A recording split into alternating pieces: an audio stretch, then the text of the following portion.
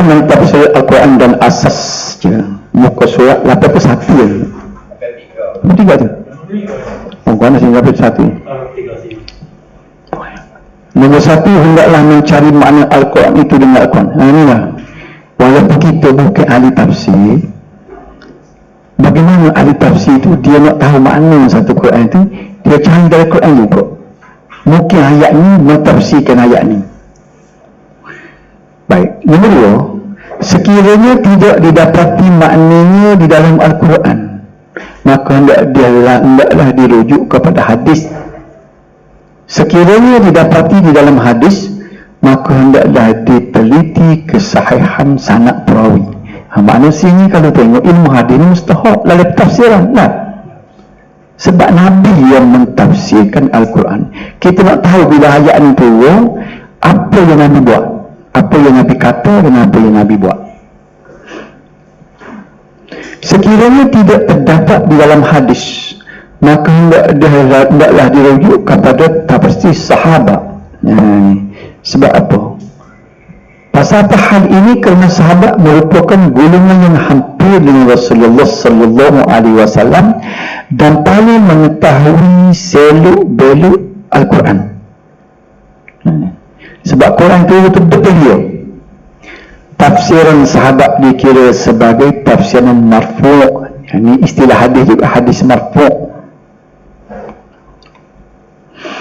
Sekiranya tidak terdapat di dalam tafsiran sahabat, maka hendaklah dirujuk kepada tafsiran tabi'in. Betul lagi.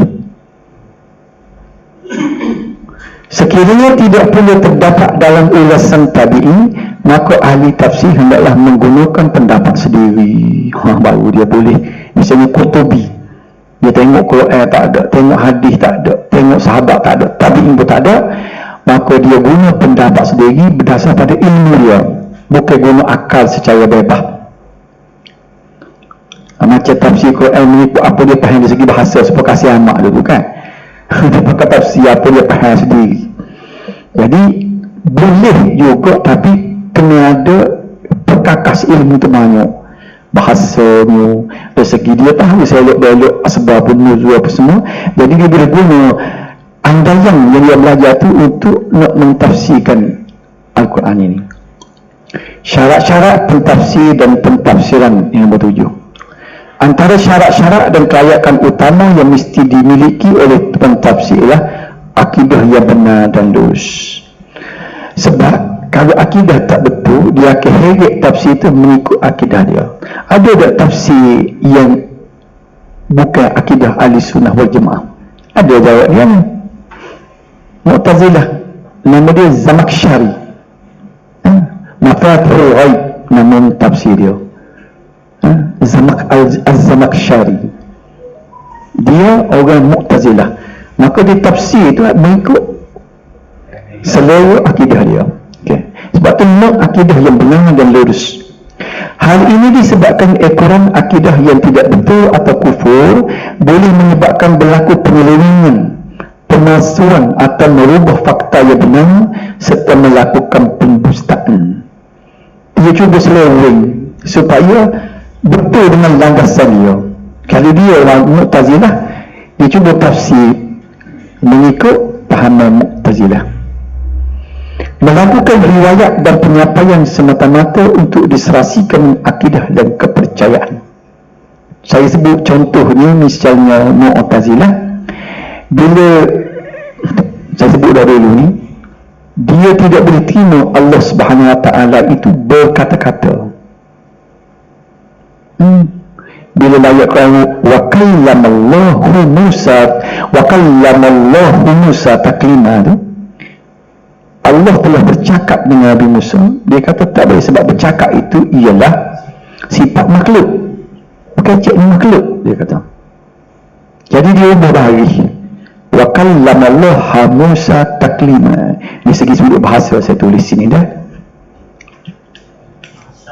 Wa kallamallahu, tulis dulu sikit lah. Wa kallamallahu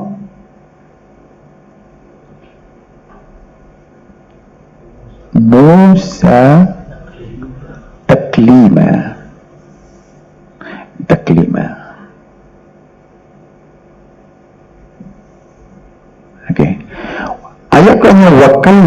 Allahu Musa taklima. Allah berkata-kata dengan Musa secara pertuturan. Nabi Musa dengar Allah. Ini akidah kita. Mu'tazilah dia ubah bari ni kepada bari atas. Bila bari atas, wa kallama Allah ha Musa taklima. Musa berkata-kata kepada Allah. Jadi yang berkata tu dia tukar.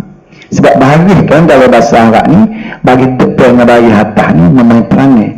Ia kena buat atau ia membuat. Kalau ia membuat bagi depan, ia kena buat bagi atas. Jadi dia tak siri Allah ni yang membuat, yang berkata-kata. Sebab Allah ni tidak makhluk, dia kata. Jenis berkata-kata ni ialah makhluk. Maka dia ubah. Wa kallama Allah ha Musa. Jadi Musa yang berkata-kata. Kalau Musa berkata-kata, tak ada masalah sebab Musa makhluk. Kita boleh berkata-kata dengan Allah.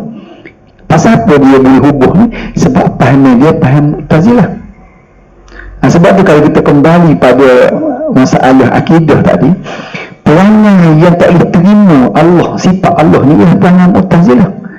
Sebab itulah dalam Kifayatul Muhtadi, tak kita ada Kifayatul Muhtadi disebut yang menukarkan tanya Allah ni, tanya kan kepada kudrah, ialah pendapat Mu'tazilah kata. Sebab Mu'tazilah tak boleh terima tanya ada tanya ni, sebab nanti serupa dengan makhluk. Tapi kita ni, kita ingat inilah akidah sifat 20 kita tu, tanya dengan makna kudrah. Sedangkan Kifayatul Muhtadi kata yang mengubah tanya kepada kudrah itu Mu'tazilah. Orang menyebut tak sedar juga. Masa betul tak? Kan kita mengaji sifat 20, kita tak boleh kata Tuhan dah tanya. Tanya ni tanya manusia. Tapi dalam Quran Tuhan kata ada tanya. Ya Allah dah, tanya Allah. Jadi kita tukarlah orang sifat 20 ni, tukarlah ulama kalam ni tanya kepada kudrah. Katanya dia kita jawi hak pondok juga.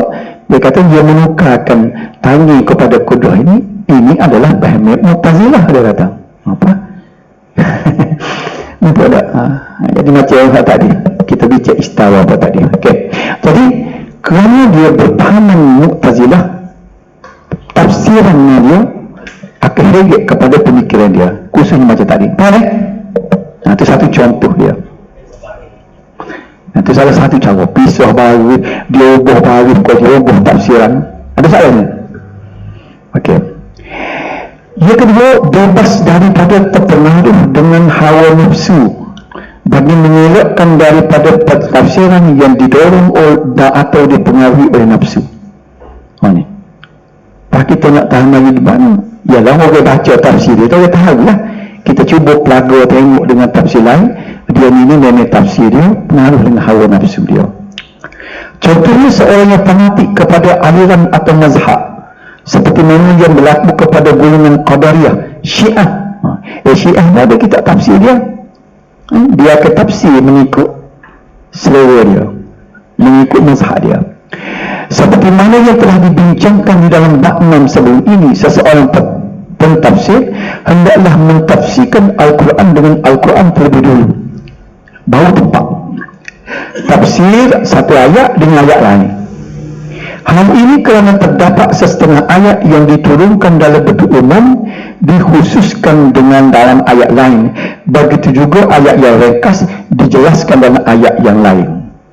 Kemudian yang keempat, mentafsirkan Al-Quran dengan hadis, kerana dalam keadaan tertentu hadis menjadi pentafsir kepada Al-Quran. Contohnya ayat 44 surah An-Nahl. Tengok ni.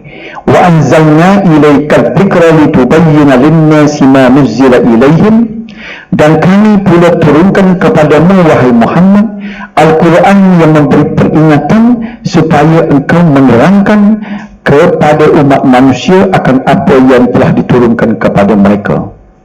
Dijelaskan oleh hadis Abu Dawud, ala inni utitul kitab wa mislahu ma'ah, ala inni utitul Quran wa mislahu ma'ah. Ketahuilah sesungguhnya aku telah diberikan Al-Quran dan bersama dengan apa yang serupa dengannya. Jadi makna ayat tadi, az-zikr itu maknanya disebut dengan ayat apa ni, mana dikurniakan Al-Quran. Nombor 5, apabila pentafsir itu tidak mendapati penjelasan dalam hadis, maka dia hendaklah mengkaji kata-kata atau pendapat sahabat, kerana mereka adalah golongan yang mahir dalam mentafsirkan, seperti Ibnu Abbas. Ini nombor 1. Sahabat yang nombor 1 sekali orang tengok pendapat Ibnu Abbas dan para Khalifah Ar-Rashidin. Apabila pentafsir tidak memperolehi tafsiran sahabat, maka dia hendaklah mencari pendapat tabi'in, kerana mereka adalah golongan yang fiqah alim mahir dalam pentafsiran dan menerima riwayat daripada sahabat. Misalnya Hasan Basri, siapa lagi? Mujahid. Itulah golongan tabi'in. Di antara golongan tabi'in yang terkemuka ialah seperti Mujahid Ibn Jabir. Ni dia tabi'in ni, tempat dia mati pada tahun 104. Tak ada dengan Nabi, tapi dia ada dengan sahabat. Ini tabi'in kan. Sa'id bin Jubair, Atha bin Abi Rabah, Masruq bin Ajdad dan lain-lain. Ini tabi'in. Jadi pendaknilah tabi'in yang orang rujuk untuk tengok pandangan mereka terhadap satu ayat. Ini cara dia dah. Okay. Pentafsir istilah mahir dalam ilmu bahasa Arab dan berkaitan dengannya seperti Nahu. Kita tahu Nahu tadi. Maknanya kalau seorang itu tak tahu bahasa Arab, tak boleh jadi pentafsir adalah Saraf itu maknanya betul-betul perkataan. Balaghah sastra dia. Sebenarnya bukan sastra. Balaghah ni maknanya balagh sapa, mana cari satu perkataan yang mujarab, yang masuk, dipanggil balaghah. Badik ni keindahan. Badik ni maknanya comel ya. Kesusastraan Arab dan lain-lain. Ini dia panggil ilmu alam. Nak jadi tafsir ni kena ada benda ni. Hal ini adalah kerana Al-Quran diturunkan dalam bahasa Arab. Yang ke-8, mengetahui perkara asas yang berkaitan dengan Al-Quran seperti ilmu qiraat. Dia kena tahu lah tu, baca bagaimana, kerana ia dapat membantu dan memandu ke arah bacaan yang betul. Dia juga hendaklah mengetahui ilmu asbabun nuzul, nasikh dan mansukh, mana ayat yang telah dinasakh, mana ayat yang menasahkan ayat itu, dan sebab-sebab turun ayat itu. Yang ke-9, pentafsir mestilah berhati-hati dan cermat serta teliti di dalam memahami ayat dan selari dengan makna serta syarak. Dia kena reti fiqh pula, hukum hakam. Jadi jawab mari, sebab telah diabak lah ni, tak ada orang boleh jadi pentafsir. Kalau akhir sekali kita tengok tafsir siapa dia, saya kutuk lah. Saya kutuk lah. Ada lagi tafsir clear pada dia. Hamka ya. Hamka tu walaupun dia buat gitu, walaupun dia tu kita tidak orang Arab pun, setakat tak ada retika lah. Ada retika? Tak ada retika lah tafsir Hamka. Jadi boleh dia. Tak ada ulama, ada ulama etika. Jadi kalau tak ada etika tu maknanya bukan orang biasa macam kita ni. Ulama lain tak ada etika tafsir Hamka. Tapi mahal juga lah satu set dia. Berapa butir ini beli tak? Berapa ni? Mau kantor dia dah beli boleh Hamka.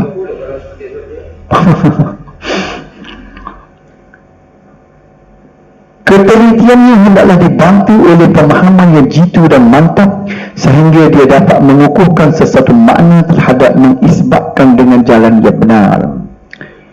Tapi tafsir baru ni kalau ada dihasilkan, dia tidak tafsir macam tadi. Dia tidak tengok, dia tak cari daripada bahasa sahabat, dia cedok daripada kitab tafsir lain. Atau ada tafsir baru lah. Contohnya misalnya Ibnu Athir, tafsir di radio tak ada 30 butir tu kan. Dia cara tafsir dia rujuk ke tafsir lain. Tafsir Khazin kata guana, tafsir Hak Said Qutb kata guana, dia ambil orang lain. Lagu tu boleh lah. Saya rasanya kemampuan ulama lain setakat tu lah ni. Setakat ambil tafsir orang tu. Dia nak cari hadis, nak tengok. Rasanya saya rasa tak ada orang mampu dah. Yang ke-10, semasa melakukan pentafsiran, ia tidak boleh terus meyakini maksud Al-Quran tanpa menyelidiki terlebih dahulu tentang tujuan ayat tersebut diturunkan kepada mutakallim, orang yang bercakap, atau mukhatab, orang yang mendengar, dan tidak boleh sama sekali mengabaikan makna lafaz lafzi yang menjadi asas. Dia ada dua lafaz, lafzi dengan lafaz maknawi, ya. Yang ke-11, janganlah sekali-kali mengisi tafsiran dengan perkara-perkara yang tidak penting atau memfokus sesuatu topik secara keterlaluan. Contohnya, mengulas hal-hal berkaitan dengan usuluddin secara mendalam, serta elakkan pentafsiran gharib atau falsafah dan teknik-teknik yang sukar dipahami. Terlalu dalam doa boleh tafsir juga. Contoh saya ambil Tafsirul Kabir yang ditulis oleh Fakhruddin Ar-Razi, ya. Sehingga tafsir dia tu kan, Tafsirul Kabir nama tafsir yang besar. Sehingga dia bilang apa, bila sebut saja benda semua, katakanlah hydrogen turun, dia ulah hydrogen dia pergi fizik, astronomi, siapa 45 hilang duk baca fizik kata guano, kimia kata guano. Jadi hilang pucuk akhir-akhir. Sebab tu saya sebut dah dulu, ulama-ulama kata kullu syai' fihi illa tafsir. Dia kata tafsir Al-Kabir ni si bomok ni kau ada dalam kecuali tafsir. Macam dia perli dah. Ulama Kediri dia kata dalam tafsir Ar-Razi tu tersilap ada. Jadi tak boleh gitu semua. Dia kena sebut secara basic. Nak mendalam tengok kita lain pula. Maka ayat 50 lah. You akan baca tau. Kalau baca atas masjid setahun baca ayat. Yang ke-12, jangan sekali-kali bersandarkan kepada hadis maudhu'. Maknanya nak tafsir kena berhenti hadis pula, ikut dia ambil selak. Kisah-kisah Israeliat dan perbincangan yang tidak perlu. Okay. Yang ke-13, hendaklah dimulai perbincangan dengan mengulas perkataan-perkataan atau mufradat. Dia apa makna mufradat ni, perkataan-perkataan, apa makna salah, apa makna doa, dia akan ulah sesa. Biasanya perkataan-perkataan ia suka difahami. Misalnya sebut salah satakuru, tugukuru, mana ibarat kata yang apa tu. Kemudian membuat ulasan secara menyeluruh tanpa menyimpang daripada kehendak sesuatu ayat. Yang ke-14, hendaklah sentiasa memerhati dan meneliti syiakul kalam, iaitu menentukan yang mana didahulukan atau ditakdir dan yang mana dikemudiankan ataupun takhir. Habislah situ. Dan kita masuk ada 10 minit lagi. Sejarah perkembangan ilmu tafsir. Kita nak tengok sejarah. Ya, sampai kita ni ilmu tafsir dimulai mana. Baik, sejarah awal berkaitan perkembangan tafsiran Al-Quran tidak dapat dipastikan dengan jelas. Sebab pada zaman Nabi sallallahu alaihi wasallam dan zaman Khalifah Al-Rashidin hanya membicarakan tentang pentafsiran Al-Quran sahaja tanpa bercampur dengan ilmu lain. Dan Nabi dulu dia tidak pergi kepada benda lain. Bila keluar ayat ni, Nabi pula sikit dia terima apa yang ada. Kan? Dia tidak pergi banyak. Sebab tu kalau kembali kepada tadi, bila Nabi sebut suatu ayat tu, walaupun benda tu dipanggil mutasyabihat, benda kesamaran, sahabat dia terima apa sahaja, tak ada pun tanya pun. Macam ayat tadi, bila dia sebut wajah rabbuka wal malaku saffan saffa, datanglah Tuhan engkau dan malaikat secara berpuak-puak. Tuhan mana? Wajah rabbuka, Tuhan datang. Tak ada seorang sahabat pun tanya, Tuhan datang lagu mana? Dia tidak makhluk dah. Sebab orang dia suka terima seadanya. Kemudian malaikat dia pula abad ke dia, wajah rabbuka, tak dikata ja'a rabbuka, dia kata. Sebab Tuhan tu okey, mari comok-comok yang lagi ni jising lah, mula lagi jising jiring lagi. Maka dia tukar wajah rasuli rabbika, datanglah wakil Tuhan engkau. Saya tanya orang yang mengaji sifat 20, dia kata ayat wajah rabbuka, datanglah Tuhan engkau, dia wajah rasuli rabbika, datanglah wakil Tuhan engkau. Lepas tu dia tanya balik wal malaikatu saffan. Waki-waki ni siapa? Mereka. Orang belakang dia tulis dia mereka. Tak apa. Orang tu mereka. Orang ni mereka. Sedap juga dia tanya dah. Datanglah wakil Tuhan engkau dan mereka. Siapa dia wakil Tuhan? Mereka. Orang ni mereka tak apa. Datanglah mereka dan mereka. Tuhan tak kecil benda sia-sia dia kata. Ada benda lain dia kata. Ya Tuhan kata Rabbuka tu dia kata dia datang. Gapa dia nak datang semua? Wallahu a'lam. Sialah. Inilah dia jenazah sahabat. Jadi dia kena ni pula pasal otak tu kacau mikir. Bagaimana tuan? Bukan aku gapa dia. Jadi dia sebenarnya gapa dia punah gini, dia punah mari daripada zaman 100-200 tahun ni kan. Bila negara Islam ni dia berkembang, dia menakluki negara-negara bukan Islam, dia terjemuh kitab-kitab falsafah. Greek Yunani. Betul-betul ni Aristotle. Aristotle ni buku dia ada buku teologi ketuhanan ni. Aristotle telah ada ta'arif Tuhan ni. Tuhan tidak berdiri, tidak berjisim, tidak berjihad. Jihad tak ada belakang, depan, kiri, kanan, atas, bawah. Tidak boleh berpindah. Tidak Arab, tidak jauhar. Jauhar ni material, ada atom. Tidak Arab, tidak ada putih, merah, biru, kuning. Ada. Jadi benda tu maka dia sesuai dengan pemikiran. Jadi kita terpengaruh juga nak jawab dia tu. Jadi dia main bila masuk dari ilmu pengajian Tuhan ni, kita bicara dia juga. Siapa yang mula? Aristotle mula. Tu sebab ulama-ulama yang dia tak tahu dia malu. Apa dia ikut Aristotle? Sebab tu perbicaraan Tuhan ni sampai awak jisi ada tu. Kau tak lagi mengaji sifat 20. Jadi kau ngaji sifat 20. Ada awak jisi ni sebut. Awak jauhar. Bicara Tuhan ni awak kerja, ada awak ada jauhar. Jauhar ni jauhar. Awak ni warna perang, warna hitam tu. Jadi awak kena duduk atas jauhar. Jadi Tuhan tidak awak tidak jauhar.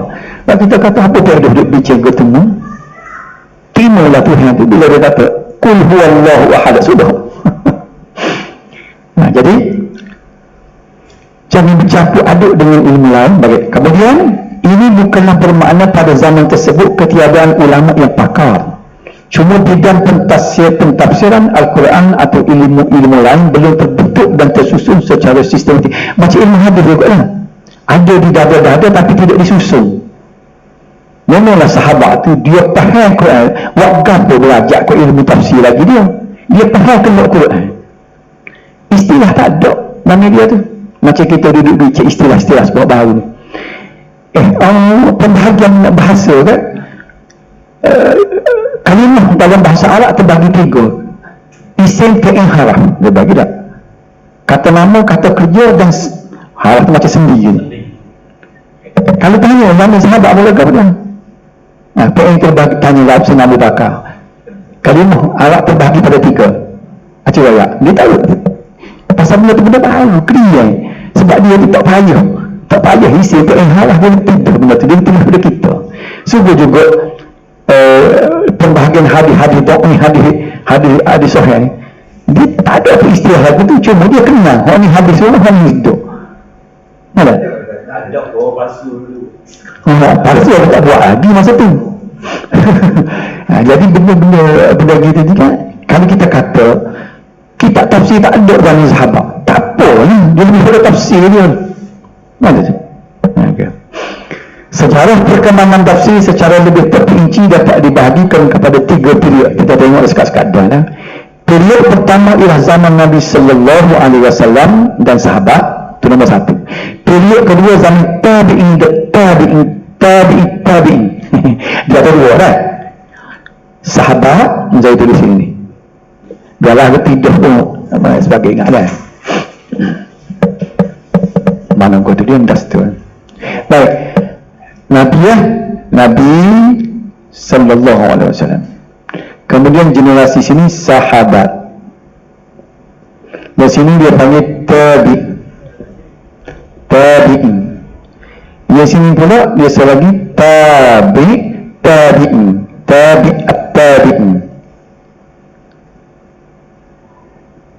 Betul tak? Itu jadinya. Sahabat ni dia dengan Nabi, dia mengaji dengan Nabi. Tabi'in dengan Nabi dengan dengan sahabat. Tabi'in ini tak ada dengan sahabat dengan tabi'innya. Nampak tak? Ada sini. Dia panggil atba'ut tabi'in. Dia guna istilah tu, maknanya atba' ni dia jamak bagi tabi', pengikut tabi'in lah. Tak kira je 3 kurun pertama dia arti lah sebab tabi'in 3 kurun pertama ni sebelum masuk 300 hijrah. Betul tak? Tabi'in orang dia atba'ut tabi'in bawah ni. Baik, jadi sebab itulah bila Nabi sebut khairul qurun qarni, kurun yang terbaik ialah kurun aku, summal ladina yalinahu summal ladina yalinahum, dan yang mengikut. Betul? Jadi kita ingat kalau sebut tabi'in sahabat betul tak ada. Dia ngaji dengan Hasan Basri, dia ngaji dengan Mujahid misalnya. Okey, nampak ni? Dia ngaji dengan Sufyan Ats-Tsauri. Okey. Orang yang dalam Nabi dia beriman, tapi dia orang yang Arab pada juga dia tidak panggil sahabat sebab dia nak sekurang-kurangnya sekali dan ngaji dengan Nabi. Dia satu kuliah. Jumpa tu kira mengaji lah, sebab bila jumpa dengan Nabi dia tidak berjumpa saja. Ceritalah Rasulullah gabung, walaupun Nabi lontarkan satu hadis ke dia, sudah boleh dipanggil sahabat dengan syarat dia mati dalam Islam. Itu takrif sahabat. Okay. Sebab tu orang kata lain sahabat kau ramah kan, sebab orang jumpa Nabi secara yaqazah. Di pondok tu kan dia kata Nabi jumpa dengan budak Kemboja tu kan, budak Kemboja tu boleh bersahabat kan, sebab gelaran sahabat radhiyallahu anhu, sebab dia jumpa dengan sahabat secara yaqazah. Ramah sahabat lah ni lah, kena masuk dalam senarai sahabat tidak. Selagi period ketiga zaman tadwin. Tadwin zaman penulisan. Macam dalam hadis tadi juga, dia ada zaman tadwin. Tadwin mana penulisan. Jadi 3 period kita tengok dia sekarang ni, tak pada dah ni nombor 1, tak pada zaman sahabat, zaman Nabi dan sahabat. Menjadi pegangan dan akidah umat Islam bahawa Nabi sallallahu alaihi wasallam adalah pentafsir yang paling pakar dan tepat kerana diri baginda yang maksum, unggul, perfect serta mendapat petunjuk wahyu. Okay. Kemudian Dr. Subhi Saleh di dalam kitabnya Mabahith fi Ulumil Quran menyatakan bahawa sebenarnya pertumbuhan ilmu tafsir bermula semenjak zaman Nabi sallallahu alaihi wasallam lagi. Tafsiran yang dibuat oleh baginda adalah melalui hadis dan ia adalah benar dan muktamad. Orang kata engkar tu kalau misalnya hak Nabi adalah hadis Nabi, cuma ia tidak dinamakan hadis, ia dinamakan hadis atau sunnah sahaja. Saya silap ni rasa ni, perkataan hadis ni saya buat tanda kuning ni, nak tukar dah tafsir sebenarnya ni, cuma ia tidak dinamakan tafsir, ia dinamakan hadis atau sunnah ni. Ni saya buat ni, tukar hadis ni dengan tafsir. Perkataan ni dia berapa lokasi dah ni. Jadi tukar tu. Okey, boleh. Pentafsiran yang dibuat oleh Nabi sallallahu alaihi wasallam tidak dibukukan secara khusus zaman Nabi itu. Antara sebab ialah baginda sendiri pernah melarang para sahabat menulis apa-apa selain daripada Al-Quran kerana dibimbangi ia akan bercampur aduk dengan ayat-ayat Al-Quran yang masih dalam proses penulisan. Gini, masa Nabi itu wahyu turun. Boleh turun wahyu ni. Jadi bila sahabat nak tulis, huraian dia. Misalnya dia tanya satu ayat, ya ayyuhalladzina amanu la tulhikum amwalukum, maka Rasulullah bertuan melalui hadis dia gini-gini. Bila sahabat tu dia larang, dia takut tulisan tu dicampur dengan ayat Quran. Nampak tak? Tu dia tak boleh. Okay, pasal apa? Pasalnya Quran itu turun. Jadi bila sebab tu hadis dia tidak ditulis masa tu, turun. Dah bila Nabi mati, orang dah buku dah Quran dah, kalau tulis lah, apa tahan dah lah, tak campur dah lah. Okay. Kemudian yang ketiga taraf pemikiran, hanya sebab-sebab dia kecerdasan dan tempoh pergaulan dengan Rasulullah sallallahu alaihi wasallam dalam kalangan sahabat juga berbeza. Justru pentafsiran antara mereka turut berbeza. As-Suyuti dalam kitabnya Al-Itqan fil Ulum Al-Quran telah mengemukakan antara sahabat yang paling terkemuka dalam bidang tafsiran Al-Quran ialah siapa dia? Para Khalifah Ar-Rashidin. Nombor 1, Abdullah ibn Mas'ud, Abdullah ibn Abbas, Ubay bin Ka'ab, Zaid ibn Thabit, Abu Musa al-Ash'ari, Abdullah ibn Zubair. Ubay bin Ka'ab saya, kalau tidak silap saya, yang saya Umar latih dia untuk semaya terawih. Ingat tak? Terawih ramai-ramai. Betul? Siapa dia ingat? Betul tak? Ubay bin Ka'ab tak? Ubay bin Ka'ab. Daripada kalangan ahli tafsir tersebut, mereka yang paling banyak diterima atau diambil pentafsirannya mengikut tertib ialah nombor 1, Abdullah ibn Abbas. Betul panggil ibn Abbas. Ingat tak? Orang terima ibn Abbas ni pentafsir terbaik kerana Nabi doa dia, Allahumma faqihhu fid din wa allimhu ta'wil. Jadi doa itu mustajab, Nabi doa dia. Kemudian Ibnu Mas'ud ataupun Abdullah Ibnu Mas'ud, Ali bin Abi Talib dan Ubay bin Ka'ab. Di antara kalangan sahabat lain yang tiada dalam tersebut tetapi terkenal juga sebagai ahli tafsir ialah Anas bin Malik, Abu Hurairah, Abdullah bin Umar dan Aisyah binti Abu Bakar. Pentafsiran Al-Quran yang dibuat pada period ini majoritinya adalah bersumberkan Nabi sallallahu alaihi wasallam sendiri. Para sahabat sepakat menetapkan bahawa asas pentafsiran Al-Quran ialah secara maksud dimaknai daripada Nabi sallallahu alaihi wasallam. Tafsiran juga dikenali sebagai mangkul daripada perkataan akal. Nama tu maksud mangkul yang diterima secara ijma' dalam kalangan sahabat. Sementara itu, pentafsiran secara ijtihad sahabat menimbulkan perselisihan pendapat. Sebahagian sahabat memakai tafsiran ijtihad dan sebahagian lain memakai hanya tafsiran yang berdasarkan riwayat sahaja. Walau bagaimanapun, mereka yang berijtihad adalah mahir dalam bahasa Arab, kesusastraannya dan ilmu-ilmu yang berkaitan. Di antara mereka ialah Abu Bakar dan Umar Al-Khattab. Namun jumlah mereka yang berijtihad adalah sikit. Ada 2 orang. Majoritinya memberi tumpuan kepada pentafsiran secara maksud.